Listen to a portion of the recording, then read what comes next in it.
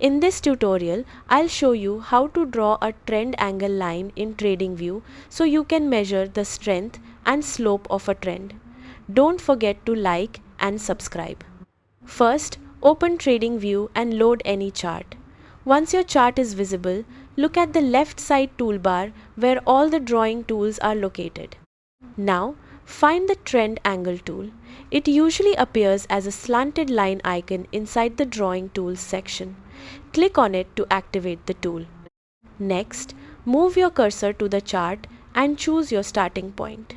This is typically a swing low or swing high depending on the trend you want to measure. Click once to set the starting point. Then drag your mouse in the direction of the trend. As you drag, you'll see the angled line forming. Click again to place the endpoint of the line.